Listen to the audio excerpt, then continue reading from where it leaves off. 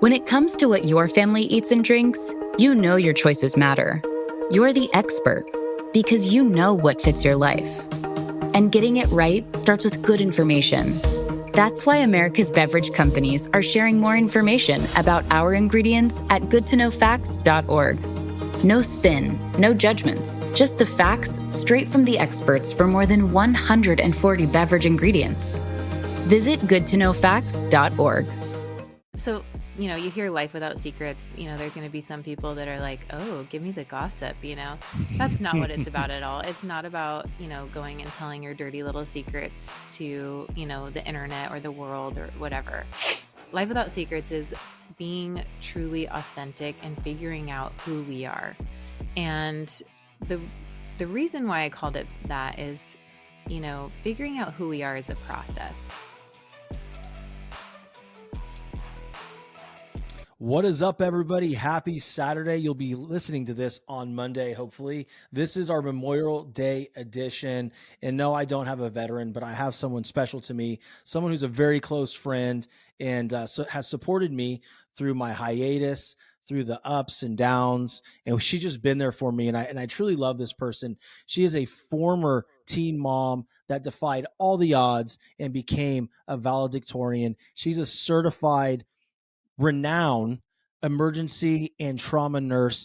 There's so many things this woman is, but the things that come to mind that really signify her is she's a lovely wife, a great mom, and a great friend. Jillian Riddell, welcome to the show. Oh, Sean, that was so sweet. Thank you so much for having me on here today on such a awesome weekend. And yes, thank you to all those veterans out there as well. Yes. Those that sacrifice the ultimate sacrifice, which is their life.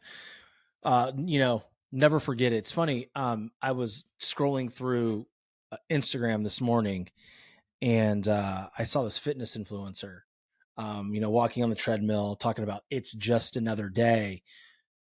Plan your meals, don't eat too much, follow your macros. And it's funny because I know what she was saying. But is there a better phrase than it's just another day? Yeah. While she's saying that, follow your macros so you can look better naked, but yet someone's kneeling at a grave crying because they lost their parent. To me, it's it's a little tone deaf, but hey, Yeah. I don't know. Just, we started off the show talking about that and it's just kind of, it kind of got me to go and rewind a little bit into what I saw today. And for those of you listening and watching, this is more than just a day. This is a day to respect the fallen, to understand what true freedom means and what it costs. So Amen. Off my soapbox. Right there. I love that. No, it's so important. I think it's so important to take a moment to recognize that. And so I'm really glad you brought that up. Absolutely. And thank you for coming on. On short notice. I texted her. I don't know what it was, probably Tuesday or Wednesday last week. I'm in Pennsylvania. And I'm like, Jill, I need to record a show. I don't have anything for next week. Can we just do this? And so thank you. We've both been trying to get on the schedule for this show for quite some time. And full disclosure to the audience, this woman would have been on my show months and months ago, but I think I had to cancel for some reason. And then we just haven't been able to get, It's been busy. Yeah.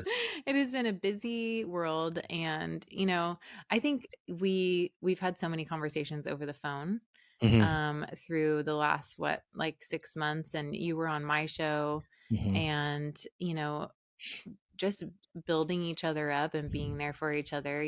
Life is not always easy. It's not always rainbows and butterflies and, the highlight reel that we see on Instagram. Life sometimes has struggles. And I think we all need people in our lives, more so than a podcast, that we can call and just be like, hey, I got this. What do you think? And just be there and be honest. And I think the world needs more of that. So I'm happy to have you, on my team and be on your team in this whole journey. Absolutely. I can't think of very many people that are in my corner as deep as you are. So I appreciate it and it's received and just know that I'm in your corner just as deep. I'm swinging with you. And, it's one of those things where I was just thinking about when you were talking, you're talking about behind the scenes kind of, behind the camera lens of Instagram. And it was just so much more, we're living life without secrets here, right? That's Yep. your brand. That is your podcast, right? It's Yeah. an amazing top 3 global podcast. By the way, guys, just kind of throwing some love her way. She's worked her butt off. And after 60 episodes, she's already top 3%. So her show and Jillian are definitely going places. But let's talk about that, because Yeah. you've been very outspoken about what you and your husband Mike have gone through in the past, and it's something that I don't feel enough people are willing to get out there and talk about. So for those that listening that don't know your story and what I'm referring to right now, why don't you give them a little synopsis? Yeah, I'd love to. So, you hear life without secrets, there's going to be some people that are like, oh, give me the gossip, that's not what it's about at all. It's not about, going and telling your dirty little secrets to, the internet or the world or whatever. Life without secrets is being truly authentic and figuring out who we are. And the the reason why I called it that is, figuring out who we are is a process. And I think that we change over time. And I think we're supposed to change over time. Mm. And we're not supposed to remain the same. We're supposed to grow. We're supposed to get better. But in order to grow and get better, we have to dive deeper into the stuff that we've been through. And we can't just put that under the rug. And so my husband and I, we met and we just fell in love right away. It was like fairy tale. We actually met in Vegas, and if my husband was here, his one-liner would be, yeah, whatever happens in Vegas stays in Vegas except for my wife, and and my line is always, and it's not like that. But we met there, and he was a police officer at the time, and I was an EMT going to nursing school. Just like you said, I was a teen mom. Mm-hmm. Partly the reason why it's called Life Without Secrets as well, and my brand, is that I actually was a secret. So I was a product of an affair. My dad had met my mom at a bar, and my mom didn't know he was married. And she got pregnant with me. And then my dad's like, oops, sorry, I'm married. And I knew about my dad when I was born, and I knew that he had this other family. But I didn't know they didn't know about me. And so my dad hid me from his family Hey, until. Jillian, can I interrupt you 1 second? We had some technical difficulties, so Oh, we had okay. a little bit of a cut. So the last thing we heard, and again, for those of you who are watching and listening, Uh-oh, what Life Without happened? Secrets and the Determined Society is about being authentic. So we're not gonna, act like it didn't happen. We're gonna roll through it here. But Jillian, the last thing we heard was, your dad said, "Oops, like sorry, I'm married," Yeah. and then pick us up from there, please. Yeah. So my dad's like, oops, sorry, I'm married. And so my mom has me, and I see him like once a year. So he's a truck driver. He delivered special automotive vehicles, did commercial shoots for Toyota, and hauled the cars and stuff like that. And he didn't tell his family about me, that I existed. And so I got to see him like once a year when he would drive through like the San Francisco Bay Area where I was raised. Um, and by the time I was 11, I didn't know I was a secret. And so I Mm. knew I had all these brothers and sisters, and they lived in Arizona and blah, blah, blah. And I started becoming very angry at like 11 years old. And so my mom took me to counseling, and they were like, she doesn't know she's a secret. And so my mom had to tell me that these people didn't know anything about me. And those were, 11 is a tender age where all these emotions and things start coming up, anyways. And so I started really questioning my worth and feeling like, do I really matter? Like, am I even important? And so naturally, when I got into teenage years, I started looking for love in all the wrong places. I ended up getting pregnant at 17 in high school. I was a senior in high school. And I had a teacher that was like, oh, you had so much potential. And I was like, oh, wow, like that really stung. But I was like, you know what? I have a choice. I can be that statistic that teacher thought I would be, or I can prove to myself and everybody else that I can do this, that I can be successful, and that we can overcome obstacles. And I'm going to teach my son that too. And so I put all of these emotions into my achievements. And so I meet my husband when I'm 21. I have a 3-year-old at the time. And I have this emotional baggage that I've carried from my childhood. And now my husband has his own emotional baggage, right? I call these our grief cases. And we show up, and his mom had left when he was 5, and he had was raised in kind of a blended family. He left when he was like 17 from his family, became a police officer. So he's doing the same thing. So we really like bond over our traumas in our childhood, right? And so we feel like, oh my gosh, this person understands me. Like, this is going to be great.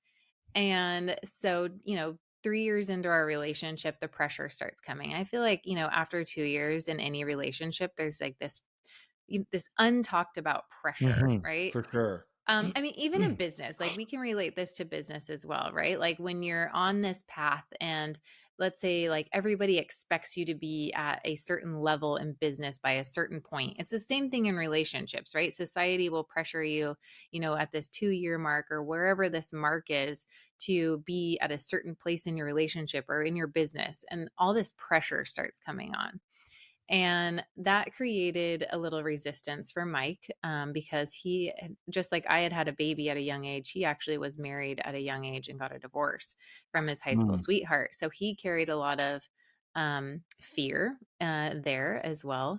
So he ends up like going to some bar, kissing some girl, ends up being like a friend of a friend. I'm devastated. And we break up. And 6 months later, I didn't talk to him at all. I have a very like avoidant attachment style, just from, growing up and like not ever being able to hash out those feelings from my childhood. So I just avoid anytime there's a conflict. That was my go-to, is just to avoid that whole situation. And so I didn't speak to him for like 6 months, and we get back together 6 months later. Just to give you a short version, we get engaged. We go to Stagecoach. Have you ever been to Stagecoach? Do you know Stagecoach? No, I don't. What is it? Oh my gosh. Okay. You like country music, am I right or am I wrong? Oh, Yeah. big time. Okay, I thought so. Yeah. So it's like one of the biggest music festivals for country music, and we used to go every year. It's a blast, super fun. But we go, and my husband used to drink, and he wasn't like a regular drinker every day. He was more like, I worked 28 out of 30 days this month, and I'm going to go binge drink and escape my reality kind of drinker. Yeah. And so we go to Stagecoach. He drinks, and we're engaged at this point. He drinks a ton and ends up coming back to our group of friends, and he's got lipstick on his face. And I look at him and I'm like, okay, I'm pretty sure I had like a red color lipstick on today. Like, how did you get that? And I took a picture of myself and I took a picture of him, and I'm like, yep, definitely not mine. And so I call off the wedding, and I, at this point, just am more devastated because I also have a son. And for anybody out there that, has a son and dating, they're going to understand me on this. It's talking about pressure. There's a lot of pressure, and it's a way bigger deal when you're like dating with a child, right? Because, you're not just inviting them into your life, you're inviting them into your child's life, which is a huge deal. So call it off, get back together again. We get married, right? We still haven't unpacked these grief cases, by the way. So now our 40-pound bags, like if you were to show up at the airport, are like 70 pounds. And we're just trucking along. And I'm just like really wanting this family that I never had, because I never had a dada in my life ever. My mom never dated. And so all I craved was this family. We get married, and the struggles continued, and Mike went from being a police officer to going into mortgage banking. And I'm just going to say this, being a wife of an entrepreneur is really difficult. And in the beginning, we struggled so much, and I built this resentment, right? And he'd be like, "Oh, I'm just trying to help people." And I'm like, "What do you mean? Like, if you want to help people, you need to come home and love your family." Like, and he was working these 16 hours days, and this resentment really grew. And at this point, our bags are like just bursting at the seams. They're just, we're carrying around these grief cases. We're trying so hard to make this work, and it's not going well. I end up moving back to Northern California when I'm from, because we were living in Southern California, to be closer to my family and to have more support there. And I literally told him, I don't care if you come or if you stay, but this is what I'm doing. Like, I was at my breaking point. Yeah. So we come up here, he changes like who he works with. And he kind of starts his own thing. And that was a little bit better. We started getting a little better. And then I went back to work full time. And at that point, I start getting like male attention. And, somebody's paying attention to me, right? And like from my childhood, that's all I ever craved, right? Was like someone to see me, because I felt like I didn't matter. I wasn't important. I wasn't worthy of that love and attention from even my own family, so I'm always like looking for this love and attention. And, I end up talking with this guy at work, and it becomes this like emotional roller coaster. And, it goes on for a little while. And finally, Mike finds out. And those bags, those grief cases, they fell all over the floor. And usually, that's when people part their ways, right? And they make one person goes one way, one person goes the other way. But guess what? They're still carrying those really big bags, and they're really messy, right? And so in order to heal, in order to live a life where you can be yourself, that you can be authentic, that you can be true to who you are, that you can grow, you have to start unpacking those bags from your childhood. You have to start unpacking them. And we made the choice, the really hard choice, I will say, to unpack those bags together. And we spent a mortgage payment on trauma therapy. From we had our own trauma therapist. He had his, I had mine, and we had a Christian family therapist, and then we had a trauma therapist for our marriage. Okay. Like, this was not easy. We had both made mistakes in our relationship we weren't proud of. We started off on this very cracked foundation, and it's okay to start over in your own relationship. And that's what I want a lot of people to know as well, is like, you can start a new relationship in the one you're in. And that's really what we did. I was like, I don't want this that we have. Like, I want a new one. Like, I don't want to go back and be that. Like, I want something that we're going to build a foundation on. It's more solid. And so we start going to therapy, and we were scared at first, and we took everything off the table. We took sex off the table. We took everything off the table, and we literally started dating. And some of the things that we forget when we're in a relationship is we forget to continue to do new things with that person. We end up in like a rhythm, right? And it gets kind of complacent, and basically we start like escaping in our jobs, or in our kids. We put our energy there, and we forget to foster this relationship with our spouse. And so we started dating again, and we hired a babysitter, and we go out like every Monday or Friday. And we started doing new things that we've never done together, or that we hadn't done in like 10 years. And that have really helped start, building on our relationship. And then as we got better at this, instead of focusing on like, oh, our relationship had to be perfect, we instead focused on like, how can we praise our progress? Because no relationship is ever going to be perfect. You're always going to have struggles, always. They're never going to go away. It's not like we're going to get over this hump and then everything's going to be blissful. No, that doesn't exist. There's no such thing as perfect. And, the reason why we come out here and we talk about like, yeah, this is what we've been through and this is like in our own lives and in our marriage is because not enough people talk about the real stuff that they go through. Like we all go on there and we're all guilty of it. Like we go on there and we talk about like our perfect kids and our perfect relationship and our awesome vacations, but really like behind the screen of Instagram or social media, like people are struggling. Yeah. And, I think more so today than ever, because COVID, for instance, right? Like we had this is a new thing for everybody in the world. Like nobody's been through this kind of thing before. And I think before COVID, we were already starting to isolate ourselves in our marriages, in our worlds. You know, Nowadays most families are spread out. Like when you think about like your extended family, like your brothers or your sisters, like it's no longer you live in the same town, like you're more spread out.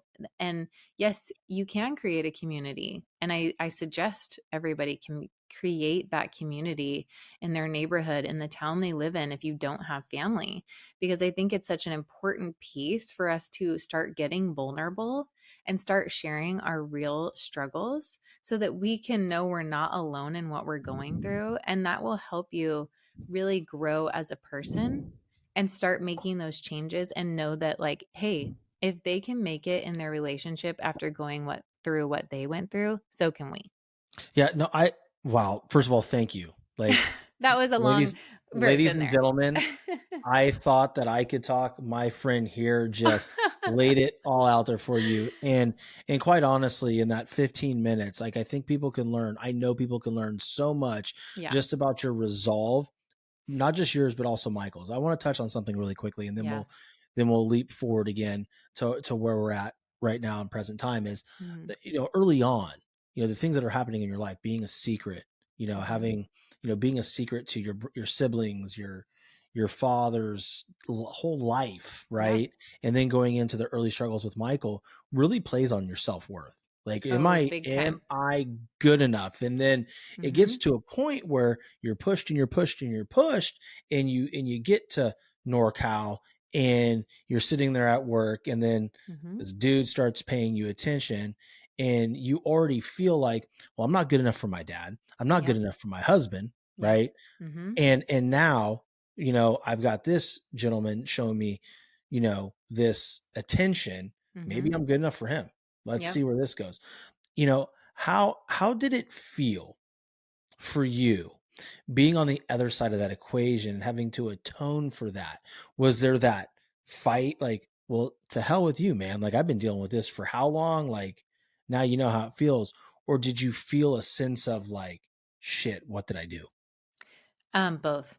I had a lot of resentment, but when you start doing that, you develop a lot of shame. And when we are carrying shame and guilt and those feelings of I don't matter or I'm not worthy, we're not able to show up for the world or for ourselves and be who we truly are. Mm, Because the Jillian I know would have never been in that situation. I know that was not who I am at heart. It mhm. was it was the baggage and that I was carrying with me that I put myself in that position instead of handling the deeper issues. Absolutely. And the thing that I enjoyed most about you and Michael is you guys have been very, very upfront about the journey of your marriage. Mhm. And you put it out there very early. And now you guys are able to live without the secrets. You're able Yep. to be out there and truly influence individuals to be their authentic selves because you're not holding anything back anymore. Yeah. Right. I mean, whereas, Mhm. I have a ton of secrets. Mhm. Everybody knows about my father leaving me when I was 2 and having a stepfather that raised me who I love, but it was, as I get older, I realized I have issues with men Mm. because there was a high level of narcissism, Mm. right? And so for me, I feel like I have to always please men, like I have to make a man proud of me when Mm. when in all and it's a prison. Like quite Mm-hmm. honestly, I need to go into some type of trauma therapy for it. And Mm-hmm. I will, right? Yeah. Because it is holding me back, Yep. right? It's holding me back in my life and in my career and in my relationship, Yep. right? Yep. So I just want to commend you and commend your husband for going through and doing that work, because it's scary. Mm-hmm. Yep. I mean, I would imagine it was a pretty contentious room a lot of times. Oh my goodness. Yeah. I Yeah. mean, and I say this now, and I will just say this. It took us a good 6 months to really hash stuff out, going every week to trauma therapy and all that. And it's taken us like probably over a year to get to a point where, like, we're okay. And we can talk about, like, he'll be like, hey, you know what? I don't know why this is coming up, but I'm feeling triggered right now. Same thing with me. I don't know why this is coming up. And we'll just talk through it. Or sometimes, when there's, heated conversations about something, or we get into an argument, he understands me now too. Like, hey, I'm feeling triggered. And for me, I need that time. So I'm like, I need to take 20 minutes and then we can come back and have this conversation. And it's being able to understand the other person and what their needs are and figuring out something that works for both of you. So you're saying when he comes to you and says, hey, this is coming up, I'm feeling triggered, I don't know why, you like to take 20 minutes to get your thoughts and then circle back? Or is it when you are feeling triggered, you need the 20 minutes? Either way. I think Yeah. either way. It's, Yeah. I want to hear you, but I want to be ready to hear you. And I want to be able to respond and not react. And That's so hard. it is hard, especially, you develop this comfort level in your marriage, right? Where, like, that's the person you take out the most on, Yeah. whether that's when you're coming home from work, or whether you're, having a stressful day with your kids. We take so much out on that person that's the closest to us. I think it's a fact. I think everybody that is married, everybody's been in a long-term relationship can relate to that. It's never the intention, right? Yep. It's just, you are, no matter how bad things are going, and my Mhm. wife go through it, we have gone through it, no matter how bad you're feeling about your relationship, whether you're in sync or completely, one person's in left field, the other person's in another fucking stadium, Yep. right? Mhm. You're the most comfortable. Mhm.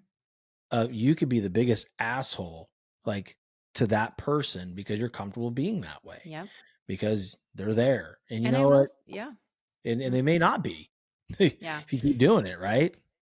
And I will say too, and I think this is something very important to remember, that it takes two, right? So, like, let's say, the only way that would have worked in either of those situations, whether it was my mistake or his mistake that we've gone through, if either of us was not willing to do the work, we wouldn't have had the result we've had. Right. You really have to have two people that are working on it. But this is what I will say. If you are the one person that is willing to work on it, know that at the end of the day, you will have done the work on yourself. And that is really what matters. Like, you need to do that for you, not for the other person, because that's not how it works. You have to show up for you and be willing to learn more about yourself and really dive deeper into all of those things in your life so that you can move forward. Because now I feel like we're just on this growth path individually, and because we've done the work together as well. But in order to really grow and then expand on that and not repeat this cycle or pattern that you're in, you have to be willing to dive deeper on this stuff. And especially in this culture, it's hard to take that time out, right? It's so hard. Yeah. And it's the most important thing I can tell people to do. I think the biggest problem is, not, I won't say problem, but the hardest thing is to take the time, right, to digest the information and then come back in a constructive manner. The other thing is, I think people are just genuinely wired to want to win an argument. They want to win at, they want to win at the Nintendo game. They want to, probably dating ourselves here, like, Right. Nintendo. Like, who plays Nintendo? I do. Okay, I played Tecmo Bowl last week. All right, but the thing is like, everybody wants to win. And what I want individuals, and I want you to speak on this, because Yeah. the struggle that you guys have gone through, I think you can really speak to this one. If you win a fight, somebody else loses. And if somebody else loses, somebody's walking away feeling like shit. How does that help your relationship? It doesn't. Yeah. I think that you have to have a team mindset. So this is an example actually. So this is just like a month ago, maybe.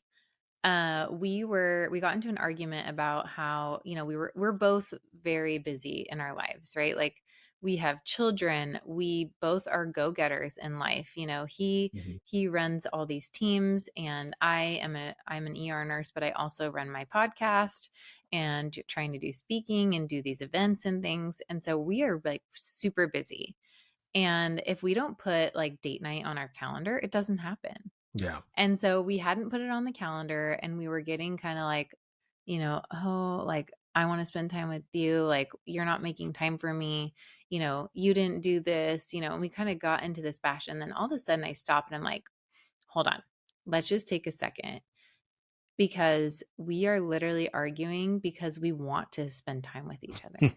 Yeah. Like, that's a blessing. Like, we Yeah. want to spend that time together. And we just took a minute to be grateful for that, because there were times where like I wanted to run so far away from here because of the resentment I carried. And so now we're at a place where we're upset because we didn't make that time for each other. I'm like, let's just sit here and know that this is a win. And we got to have a totally different conversation that was so much more productive, because we took that second to go, you know what? Let's be grateful and praise the progress here. Yeah. Like we can be grateful to be arguing about wanting to spend time together. Well, that's when you look at that, you're like, wait a second. We want the same thing here. We're on the same side. We're Mm-hmm. arguing the same thing, but Yes. we're wanting to place blame on the other person for it not making Mm-hmm. it happen. That's Yeah. your old shit coming up, Mm-hmm. right? Yep. That Yep. is just being human. The thing that I really love about this, and where I want the audience to really listen is we're able to stop, praise the progress, Mm-hmm. and just understand that there's true beauty in this moment where you guys are arguing about the fact that you want to spend more time with each other. Mm-hmm.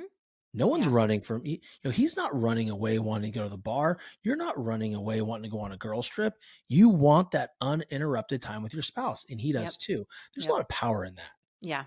And the other thing that I want to suggest as well is, we're talking, a lot of culture now is about talking about our feelings, right? Which I Mhm. am all about, like diving deeper into your feelings. But I think number one, it's important to spend some time alone on your own and really think about those feelings that are coming up, and are they truthful? Hmm. Like, how do I feel? What makes me feel this way? Have I ever felt this way before in my past? Is it related to what I'm feeling now? And I think like asking those questions to ourselves is super important when we're thinking about the way that we're feeling, and spending that time alone to really dive deeper into those feelings. And then when we approach our feeling to our spouse, we need to follow it with a need, because, when we are presented feelings, a lot of times the person that is responding to that isn't sure what you're looking for. Hmm.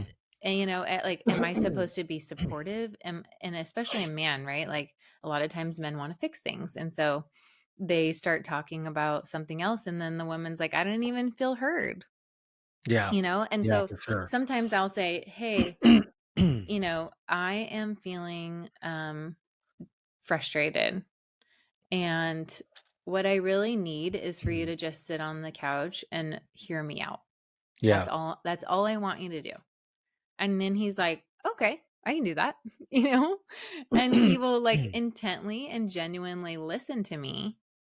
And that's all I really needed. So if we can dive deeper into why we're feeling that way, and then in that moment figure out, what do I really need? Like, what would make this better?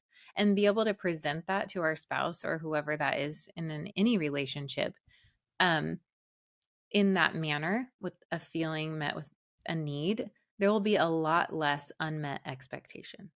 I completely agree with that. And I think in the heat of the moment, understanding why you're getting triggered or why you're pissed. Because for Mhm. me, and I spoke about this recently on a podcast with my buddy Brian, and it was about putting the dishes. My wife Yeah. said something about the dishwasher. I'm like, dude, seriously? And it started playing on this old program. Like, what the fuck? Like, I did it. Like, is this not good enough? Like, what do you mean I'm not good enough? I'm like, wow. Like, this is not even about what she's saying. If I really dissect what she's saying, it was, now I love my wife, okay, but and I'll say this, English as a second language here, okay. She could yell at me in Spanish, and I'm like, talk dirty, baby, let's go. Oh my This gosh. is great. The moment she says something to me in English, I'm like, can you throw in a fucking filler fluff word, please? Because I feel like I'm being parented right now.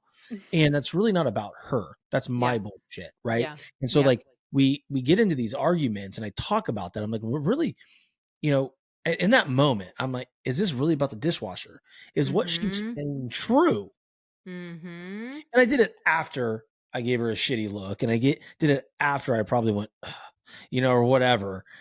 Really, I had the plate in there crooked. If something shifted, it would have busted. So she was truthful. I'm thinking, it's loaded. Like, what? I mean, come on. Like, what more do you want from me? But the reality is, it was never about her. And I would venture to say that most of our arguments with our friends and our spouses, or just even a boyfriend or girlfriend, is about something much deeper than what is going on in the present moment. So you have to ask yourself, is this real? Is it real? It's hard. Yeah. Yep. It's hard. It takes a lot of effort, right? Yeah. And to your point, the only way that's done is if you do spend time by yourself and understand where this shit is coming from. Grief case, trash from your past, like my boy Brian Bogert says, like all of it is the same idea, but we have to, I call it my bullshit. I call it my bullshit. It's my shit. Like, it's just the way it is. Right. Yeah. And we have to understand where it's coming from, because if we don't, we can't heal from the past. All right. And I'm the classic. I am too busy to slow down. If I slow down and take time for myself, then I'm not going to be able to do X, Y, and Z, which is usually go work out, just kind of veg out by myself, or, play with my kids or whatnot. But the reality is, if I don't do all these things, I'm not going to be present while I'm there doing them. So it might as well me not even being there at all if I'm not present. Right. Imagine what this interview would be like if I wasn't present, or you weren't present. Wouldn't be existing. No, it would suck. It'd be the worst show ever. It'd be like one of my very first shows I ever did, when I was talking to myself on my iPhone. Literally, did you know that story? I did not know that We're getting into tangents, and this is where the audience starts laughing. love this. Like, oh shit, Sean didn't take his meds this morning. It's like, I was literally, my first podcast was in this room, and I grabbed my phone, and I'm talking into the Anchor app. That was my show. That's great. And then the next one, I could never get it quiet around here because it was during COVID. So I'd get, and I had a VW Atlas at the time as an SUV. That was my first podcast studio. That's awesome. And no one knew it at the time. They're like, oh, what are you recording? It sounds freaking amazing. The acoustics are incredible. Like, I'm in a fucking car, man. It's like, this sucks. So it's a perspective, right? So there's a lot of stuff behind the scenes that people don't see. And I always like to bring that up at times, because we get the excuse like, well, I don't have a microphone, and I don't have what you have. You have this nice studio. Like, dude, I have a room with a fucking sign. I know. I love pointing out, people will compliment me on my background all the time. Like, is that real? And I'm like, actually, it was $20 backdrop on Amazon. And I'm very proud of that. Yeah. I mean, I love it. When you came out with it, I'm like, damn, that's great. Because when we did our show, like, you didn't have, on your show, you didn't have the background. So there's no video. No, we didn't. We did not. We were starting out, and thank you for that.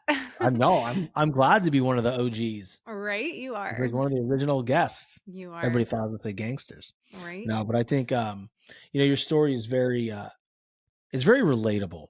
Yeah. Because I mean, your brand to me, I know Life Without Secrets, whatever, but your brand to me is simply this: give me a bad scenario, give me some actual shit and something that's going to debilitate me, and I'm going to find a way to overcome and win. That's what you've done in your marriage. That's what you've did as a valedictorian, former teen mom.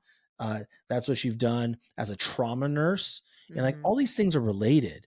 So like, I think that's something innate in you. So I want you to explain to the audience, or maybe give audience some clues or some strategies to extract what their greatness is.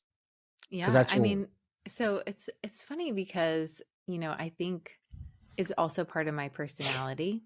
Um, and that was obviously, it's kind of an achievement mindset, like I needed to achieve to prove to myself Mhm. and to others. But I will say that there's always going to be people that doubt you in life. Always. Yeah. People are going to want to tell you the way it's supposed to look or the way you should do something. And for me, it was taking that step every day. Like when Mhm. I started college at 9 months pregnant. I was 18 years old. I started college at 9 months pregnant, and people were like, "You're not going to take some time off?" And I'm like, "No, I'm not. Hmm. I'm going to keep going." And too many people quit or listen to other people, and if you have a goal, every day you stick to something. And it started off with like, I'm going to start college at 9 months pregnant to I had my son on a Monday and I was back to college the next Monday. And I took as many classes as I could online so that I didn't have to be away. But then it was, okay, I can ace this test. Okay. And then I can ace another one. And then I can ace a class. Right. And then it was like, well, then I can ace a semester and ace this year.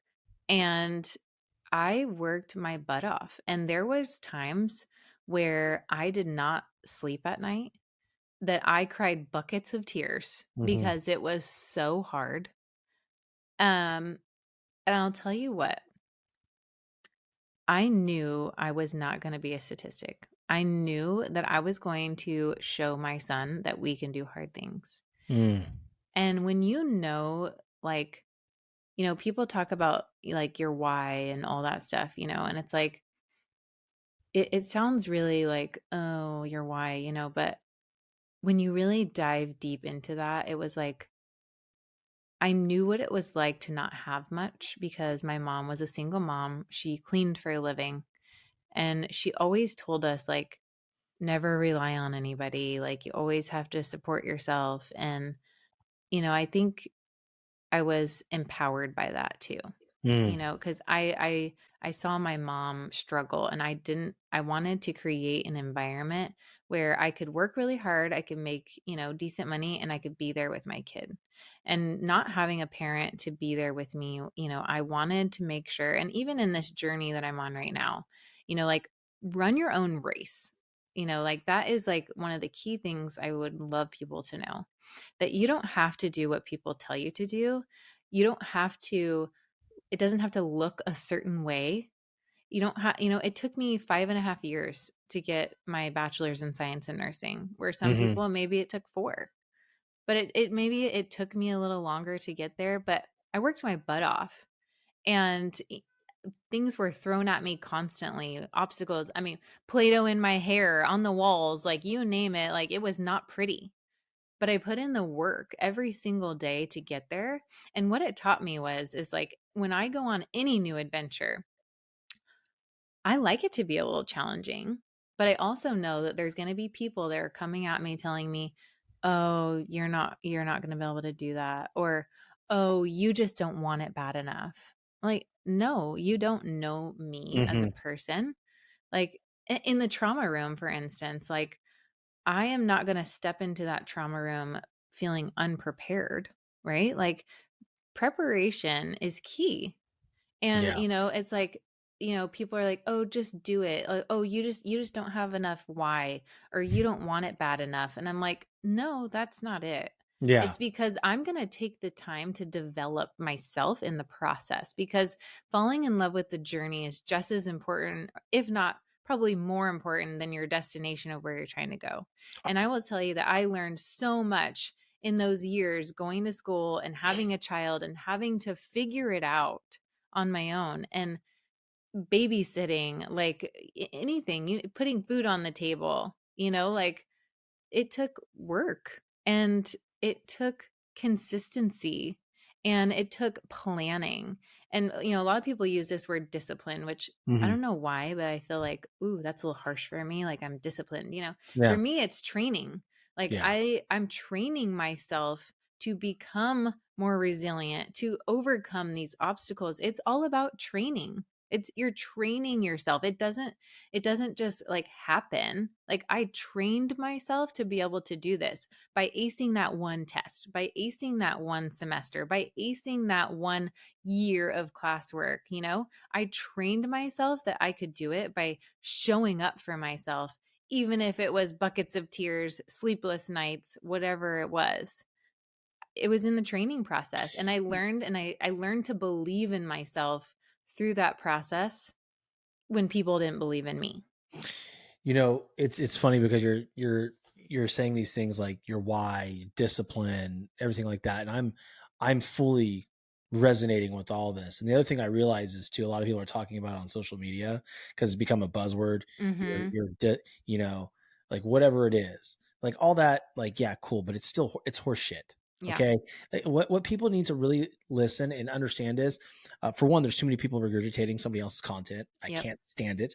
I love when I hear the original, right? Mhm. The original version of the content, but then someone comes on and says that like they literally word for word and doesn't even, subtweet or quote the actual author of what it is they're talking about. But the lesson's very clear. Mhm. Just move. Yeah. Like literally Mhm. do what you said you're going to do. Yep. If it is hard, you're going to have great results. If you just Mhm. keep moving and not hold yourself back and continue, sorry, my dogs are barking here, is to just move regardless of how you're feeling, Yeah. right? It is very important that if you say you're going to ace this course, you're going to ace whatever this is, then you have to keep moving even on the days that you wake up, your eyes are puffy, Mhm. and you just don't want to move.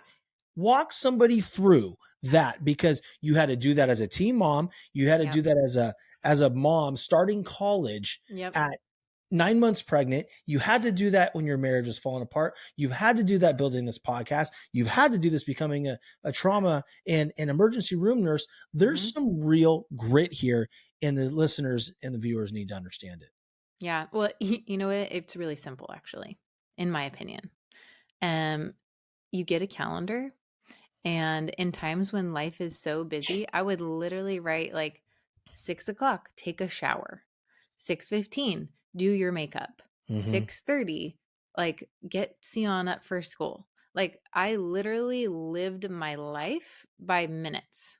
Mm. And that was the only way that I made sure that I got time with my family, my son, who was the most important to me, studied for my tests. And sometimes those hours went into the night. Yeah. It's just the way it worked. I don't think there's something, I don't think it's like, oh, this is the key. I think it's simple. You have to put it on your calendar. For me, like I have to write it down. And a lot of people have everything on their phone. I don't like the phone for my calendar, and I'll tell you Dude, why. same, man. Yeah. I'll tell you why I don't like it though. And this is why I feel bad for teenagers too. We always have things coming at us, right? And so Mhm. if I had to go to my phone to look at my calendar every time that every 15 minutes when I knew I had something else to do, you know, I have 20 things coming at me at one time. So I always use a paper calendar because Mhm. nothing's coming at me from that piece of paper. And I say I feel bad for teenagers because you think about the world that teenagers grow up in, and that baby that I had at 18 now is going to be 17 this year, just so everybody's aware. Um, so I feel bad for them because I've watched him struggle, and it's the world we live in today is so fast, right? And so Mhm. these kids have like, now we're going on a tangent again, but It's these kids, okay. That's what this is. right? This is hey, free for all on this A fucking show, man. life without secrets. So, Yeah. yeah. So my son, it's like they have things coming at them so much more than any of us ever had growing up, right? Like they have a cell phone, they open their cell phone, it comes at them. Guess what? They go to school, they work on a computer. Guess what? That computer feeds them all this stuff. They go home, they have to do their homework on the computer. And not only do they, instead of having to turn it in the next day in class because it's a piece of paper, don't worry, you can send it by 11:59 tonight. Right. And so they're on their computer and all this stuff is coming at them. And so for me, I'm like, keep it simple. Like, Yeah. get your paper calendar, Write down your schedule by minute if you have to. If that's what it takes to stick to it, and go through it, and to make it something where it's not something that can be coming at you. Because if we let it, the world will dictate your life. Dude, like I'm smiling and I'm not laughing at you. Yeah. Like, you know how long it took me to start taking a paper calendar? And it's because my wife told me, like, you would sell more in your career. Now, I was always a top performer, Mm-hmm. but I would just like, no, I don't need that. I just got right here, right? If it was a meeting for me to be somewhere to sell something, I knew exactly where I needed to be at what time. I was gonna be there. I was gonna do my thing. I was gonna roll out with the deal, right? Yep. But there's one specific January in that I'm speaking about specifically is when we just had Mia. And I went back to work after a week. And it's the biggest month of the year because I was in payroll and HR. And I had to sell a ton of business. I was just fucking up. I was crying in my car, panic attacks. Mm-hmm. And she goes, you need to come home right now and you need to start writing your schedule down. I'm like, what in the fuck is that going to do? Like, schedule? Like, I'm fine. I don't need that. She goes, no, you're going to do much better. You're going to take stress off of yourself. And what you'll see is you'll become more strategic. I'm like, Mm-hmm. okay, whatever. And it started working. And so for years, like, I'm writing down on this agenda because my wife suggested it. And then she starts sending me stuff on this damn phone. I'm like, what are these things? Like, what are these invites to events? And I'm like, I thought we agreed to that paper calendar. She goes, well, I moved on to the electronic calendar. It works great. I go, that thing fucks me up because if I'm looking at something and then a text comes through, like, I'm completely forgetting. Do you know? And this is embarrassing, and I'm going to say it. Go ahead. You know how many meetings that I've missed or forgot about because they're on my damn phone and not in a fucking paper calendar? Yeah, I know. I actually have to go through and put from electronic to paper just to have it all in one place. But I mean, like Calendly and stuff, like booking podcasts, it's electronic. Well, of course, like, let's be real. That. But I also put it on my paper calendar, and that's how I mark off that time. Dude, like, that was like a therapy session on organization. It's just like, I mean, and my husband has the same issue because his mind, he is total like ADD, right? And so like, I'm like, you've got to do that. And then he'll be like, no, you need the electronic calendar because I can't keep you up. And this is something that I will tell like people that are entrepreneurs, and have a spouse. Like, one of the ways that I think is key for your relationship is not just relying on an electronic calendar, because he tried to get me to do that for days. And I'm like, I've watched you give your time and attention to this person, and this person today. You can take 20 minutes and come home and sit down with me and talk about what you want to put on our calendar. You have to keep your lines of communication open with entrepreneurs, especially. And I will tell you, it was really hard in our relationship when he went from police work to mortgage and entrepreneurship, because I watched him, like, especially with sales, like, you might be able to relate to this, right? Like, your spouse is watching you give your time and attention, full time and attention, to that person on the other side of that sale. Okay. And she wants to feel like the other person on the other side of your sale. She wants to feel like she's got you captured for that 30 minutes without no interruptions because you want to win her over. And so you need to remember that for any entrepreneurs out there listening. You need to be able to give that time and attention without stopping and going, oh, hold on, I need to just, I need to send this text really quick. No. Treat me like one of your sales then. This is, we're gonna go into this one real quick, and then we're gonna have to land the plane. We could talk forever. Yeah, we could. Yeah, seriously, like, sorry guys, this could be like literally a 3-hour podcast if we wanted it to be. We probably should at one point. Most downloaded episode, 15-hour episode with Jillian Riddell. Right. It's simply this. And we've had this conversation before because and it was like before or after your show, I believe we spoke about this. And I didn't know this was a thing. And you were starting to feel very resentful because everybody else was getting the best of your husband and you were getting the scraps and leftovers. I'm like, holy shit, my wife feels the same way. And it took me a while to really understand it. And ultimately, y'all, that's why I took time off. My wife and my children were getting my leftovers. Like they were getting the scraps, and they were the most important people to me, but I was giving them nothing. Yeah. Like literally, when I say nothing to what I'm compared, or equipped to give them. Right. And I just had to walk away for a little bit, because until I could show them that they're the most important people to me, and that they were that person on the other side of the camera, or they were that person on the other side of the sale, I just couldn't do it anymore, and I feel like I've gotten much better at it, Yeah. and it's not consuming me like it used to. And I mean, how much this means to me. Yep. Like, Yes, I do. how much my show and me ascending and becoming really big mean to me, because it means I'll impact more people. Yeah. Okay. But I have perspective on it now. And it's funny how that works. So if you're listening, and I'm going to let Jill get to what, the whole, how she was feeling in her situation. But if you're listening now, I came back and I started doing my show like 5 or 6 weeks ago, maybe. I don't know. And my numbers are down. Yeah, they're down. And I'll look at them. I'm like, it'll initially fire me up, and I'm pissed because I know the shit's good. Like, whatever. Like, fine.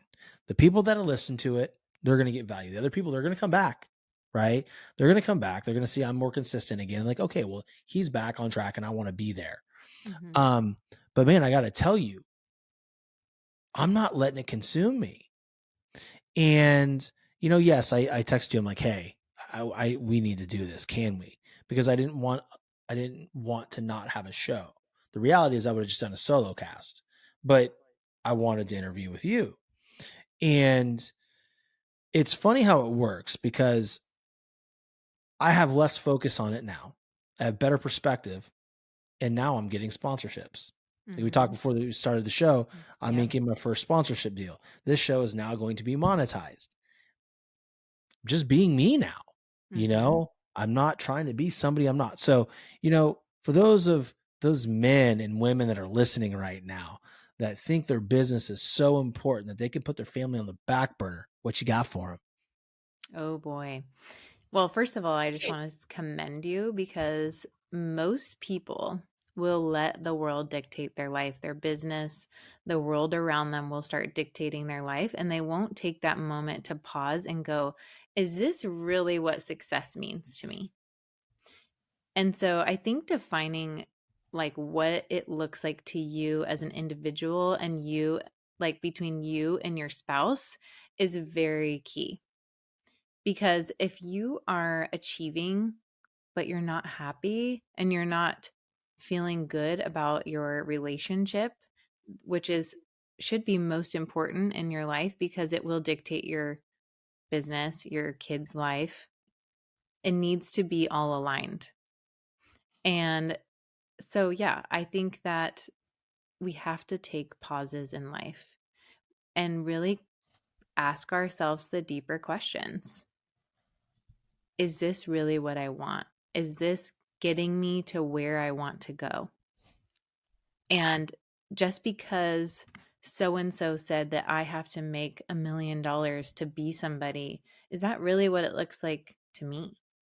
Or is it so I can just spend more time with my family? And am I doing that? Am I enjoying the journey getting there? And if you're not, take a pause. Yeah. Ask yourself the questions. Thank you for that, because that's a very important point. For me, I want this to turn into something so big, obviously to impact people, but the bigger reason is I want more time with my family. Exactly. I don't, I mean, it is what it is, but was I being effective? Right? How did I feel? Yeah. And so for me, if I would have kept going like I was going, I'd still have my kids, but I don't know that if my marriage would have made it. Exactly. I mean, we're not perfect. We're still working through stuff. There's a lot of love there, and we're committed, right? And I have a lot of growth to do. She has a lot of growth to do. But, guys, if we just sit there and be still for a little bit, ask yourself, because I was notorious for this. I'm doing this for them. And then I realized shit, am I? Ask yourself, are you really doing it for those that are around you? Now, ultimately, at the root of things, yes, you probably are. Okay. And just think of the pyramid, right? A pyramid has a strong foundation. It's big and it's large. That could be your foundation, your why of why you're doing it for your family. But then there's a bunch of shit stacked up on top of it. Yep. So you better be able to take a pause and stop building what's going on and maybe just backtrack a little bit and fix the foundation. Yep. Yeah, you can't move on without a solid foundation. Like if there's a crack in your foundation in your home, you're going to be worried about it. Same thing. And I think it starts from our home. When we have a stable home, we're able to show up at work better, and studies show like connection is like the root of growth. Connection creates, better mental health, like reducing anxiety and depression. Connection makes us work harder in our jobs and, makes us see results faster. And connection brings resilience. Like when we feel connected to our spouse at home and we feel that sense of connection, we can show up and we can bounce back when we're faced with adversity. Like connection is so key. And so if you need to find that time to connect with your partner and those that you love in your life, that is like key to being successful to anything else in your life. 100%. I love it. I've absolutely loved this conversation. Like, I didn't think it would be any less than great, and I wasn't disappointed. So, thank you for providing such amazing value for my audience, but then also just an hour of interrupted time with my friend. It's been great speaking with you, and Always. I cannot wait to see what you got going next. Guys, please go on Apple Podcast or Spotify and listen to Life Without Secrets. It's an amazing show. Yes, yours truly was on it. It was probably her least downloaded episode. Yeah, but, right. Yeah, right. But it's an amazing show full of authenticity and how we should be living life. So, Jillian, thank you so much again, and I will chat with you. Oh, this was so fun. You got Thanks it, my for having friend. me on.